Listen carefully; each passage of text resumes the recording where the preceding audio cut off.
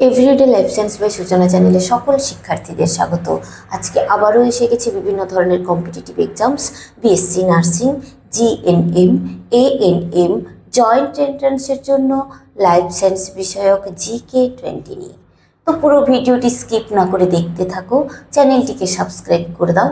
এছাড়া ভিডিওটি চটপট তোমাদের বন্ধুদের কাছে শেয়ার করে দাও। তাহলে চলো শুরু করা যাক। কোয়েশ্চেন নাম্বার 1, আন্তরিক রস কোথা থেকে ক্ষরিত হয়? আন্তরিক রস কোথা থেকে ক্ষরিত হয়? এই আন্তরিক রস ক্ষুদ্রান্তের লিভার কুহনের গ্রন্থি থেকে ক্ষরিত হয়। কোথা থেকে ক্ষরিত হয়? ক্ষুদ্রান্তের লিভার কুহনের গ্রন্থি থেকে। তাহলে আন্তরিক রস কোথা থেকে ক্ষরিত হয়? ক্ষুদ্রান্তের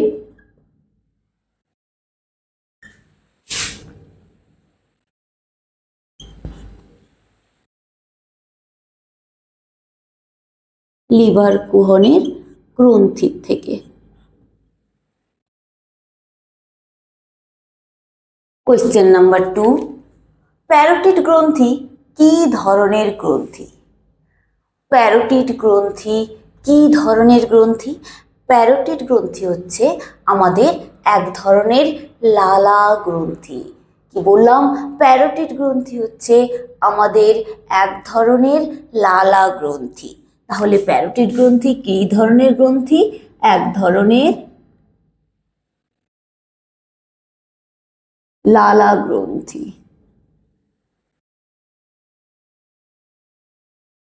কোয়েশ্চেন নাম্বার 3, বৃহত্তম সেরাস প্রকৃতির গ্রন্থির নাম কি?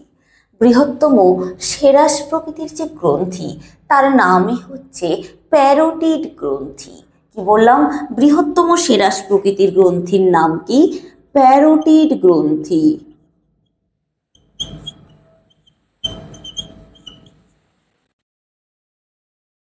কোয়েশ্চেন নাম্বার 4, প্যারোটিড গ্রন্থি কার মাধ্যমে মুখগহ্বরে উন্মুক্ত থাকে? প্যারোটিড গ্রন্থি কার মাধ্যমে? প্যারোটিড গ্রন্থি স্টেনসেন নালীর মাধ্যমে মুখগহ্বরে উন্মুক্ত থাকে। কার মাধ্যমে? স্টেনসেন।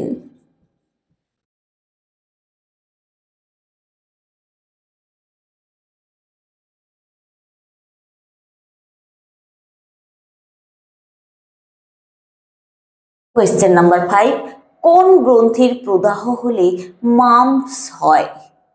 কোন গ্রন্থির প্রদাহ হলে মাম্পস হয়? প্যারোটিড গ্রন্থি। এই প্যারোটিড গ্রন্থির প্রদাহ হলে মাম্পস হয়। কোন গ্রন্থি? তাহলে প্যারোটিড গ্রন্থি।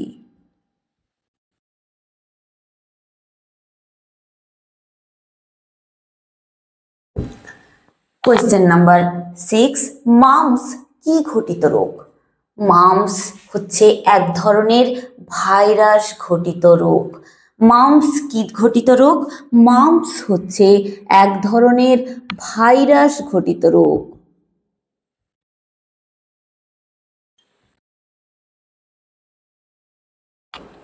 কোয়েশ্চেন নাম্বার 7, প্যারোটিড গ্রন্থি কোথায় অবস্থিত?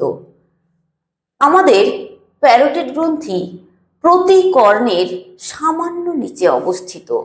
প্যারোটিড গ্রন্থি কোথায় অবস্থিত? আমাদের প্রতি কর্ণের সামান্য নিচে।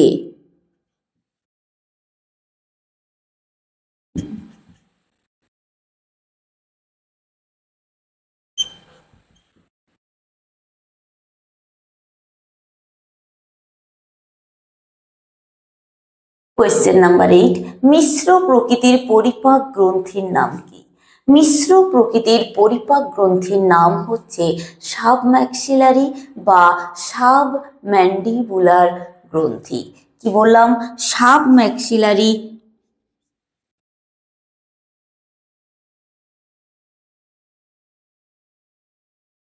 অথবা সাবম্যান্ডিবুলার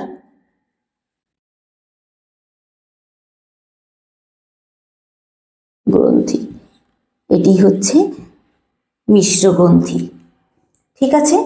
কোয়েশ্চেন নাম্বার 9, সাবম্যাক্সিলারি বা সাবম্যান্ডিবুলার গ্ল্যান্ড কোথায় অবস্থিত? কোয়েশ্চেনটা কি বললাম? সাবম্যাক্সিলারি বা সাবম্যান্ডিবুলার গ্ল্যান্ডটা কোথায় অবস্থিত? এই ধরনের গ্রন্থি আমাদের নিম্ন চোয়ালের ঠিক নিচে অবস্থিত। কোথায় অবস্থিত? আমাদের নিম্ন চোয়ালের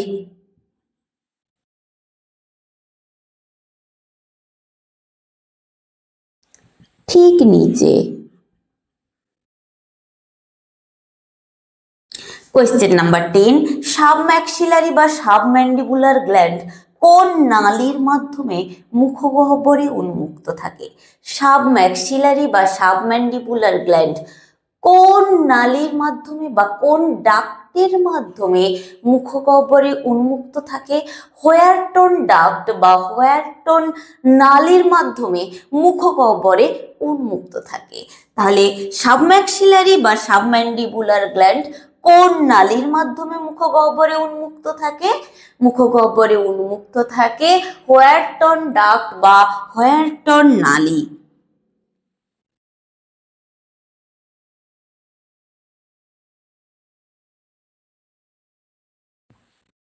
কোয়েশ্চেন নাম্বার 11, মিউকাস কোষ থেকে কি ক্ষরিত হয়? মিউকাস কোষের থেকে ক্ষরিত হয় মিউকাস। কি ক্ষরিত হয়? মিউকাস। তাহলে মিউকাস কোষের থেকে কি ক্ষরিত হয়? ক্ষরিত হয় মিউকাস। কোয়েশ্চেন নাম্বার 12, হোয়ারটনস ডাক্ট মুখগহ্বরের কোথায় উন্মুক্ত থাকে? হোয়ারটনস ডাক্ট মুখগহ্বরের মেঝেতে জিহ্বার নিচে উন্মুক্ত থাকে। কোথায় উন্মুক্ত থাকে? মুখগহ্বরের মেঝেতে জিহ্বার নিচে উন্মুক্ত থাকে এই হোয়ারটনস ডাক্ট। তাহলে হোয়ারটনস ডাক্ট কোথায় উন্মুক্ত থাকে? মুখগহ্বরের মেঝেতে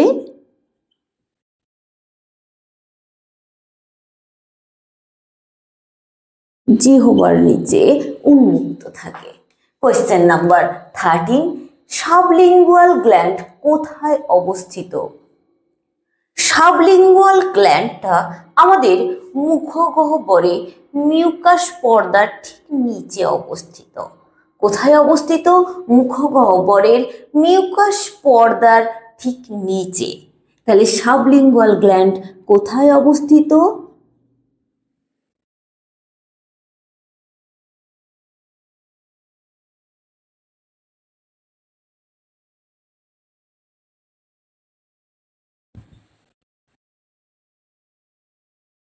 মিউকাস পর্দার ঠিক নিচে।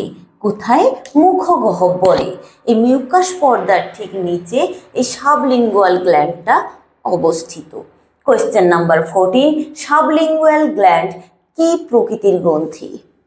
সাবলিঙ্গুয়াল গ্ল্যান্ড হচ্ছে মিউকাস প্রকৃতির গ্রন্থি। সাবলিঙ্গুয়াল গ্ল্যান্ড তাহলে কি প্রকৃতির গ্রন্থি? মিউকাস। মিউকাস প্রকৃতির গ্রন্থি হচ্ছে sublingual gland. Question number 15, sublingual gland কোন নালীর মাধ্যমে মুখবিবরে উন্মুক্ত থাকে? সাবলিঙ্গুয়াল গ্ল্যান্ড কোন নালীর মাধ্যমে মুখবিবরে উন্মুক্ত থাকে? সাবলিঙ্গুয়াল গ্ল্যান্ডটা রিভিনাস ডাক্টের মাধ্যমে বা রিভিনাস নালীর মাধ্যমে মুখবিবরে উন্মুক্ত থাকে। তাহলে সাবলিঙ্গুয়াল গ্ল্যান্ড কোন নালীর মাধ্যমে মুখবিবরে উন্মুক্ত থাকে? রিভিনাস ডাক্ট। এই রিভিনাস ডাক্টের মাধ্যমে মুখবিবরে উন্মুক্ত থাকে। কোয়েশ্চেন নাম্বার 16, লালা গ্রন্থি অসংখ্য ক্ষরণকারী থলির দ্বারা গঠিত, এদের কি বলে? লালা গ্রন্থি অসংখ্য ক্ষরণকারী থলির দ্বারা গঠিত, এদের কি বলা হয়? এদের বলা হয় অ্যালভিওলাই বা অ্যাসিনি। এদের কি বলা হয়? এদের বলা হয় অ্যালভিওলাই অথবা বলা হয় অ্যাসিনি। ACINI spelling. কোয়েশ্চেন নাম্বার 17, লালা গ্রন্থির থলিগুলি কিসের দ্বারা পরিবৃত থাকে? লালা গ্রন্থির যে থলিগুলো রয়েছে এগুলো কিসের দ্বারা পরিবৃত থাকে বলতো? এগুলো পরিবৃত থাকে গ্রন্থিময় আবরণী কোষের দ্বারা। এগুলো কিসের দ্বারা পরিবৃত থাকে? গ্রন্থিময় আবরণী কোষের দ্বারা। তাহলে লালা গ্রন্থির থলিগুলো কিসের দ্বারা পরিবৃত থাকে? গ্রন্থিময় আবরণী কোষের দ্বারা।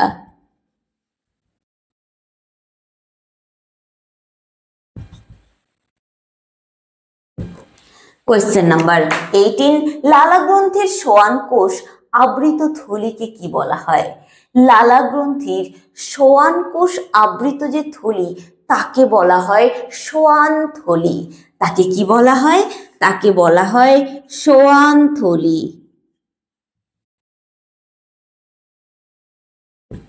কোয়েশ্চেন নাম্বার 19, লালা গ্রন্থির মিউকাস কোষ আবৃত থলিকে কি বলে? লালা গ্রন্থির মিউকাস কোষ আবৃত থলিকে বলা হয় মিউকাস থলি। কি বলা হয়?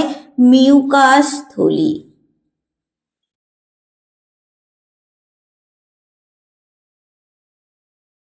কোয়েশ্চেন নাম্বার 20, সোয়ান কোষ কি ক্ষরণ করে? সোয়ান কোষ এক ধরনের উৎসেচককরণ করে। সেই উৎসেচকটি হচ্ছে টায়ালিন। কি করে? টায়ালিন উৎসেচক ক্ষরণ করে। তাহলে সোয়ান কোষ কি ক্ষরণ করে? টায়ালিন উৎসেচক ক্ষরণ করে। তাহলে ভিডিওটি এখানেই কমপ্লিট করছি। কারোর যদি কোনো প্রশ্ন বা কোয়ারি থাকে অবশ্যই কমেন্ট সেকশনে লিখে পাঠাবে এবং আমার চ্যানেলটিকে লাইক, শেয়ার, সাবস্ক্রাইব করে পাশে থাকা বেল আইকনটি প্রেস করে দেবে, যাতে আপলোড ভিডিওর পরবর্তী নোটিফিকেশন তোমাদের কাছে পৌঁছে যায়। ধন্যবাদ।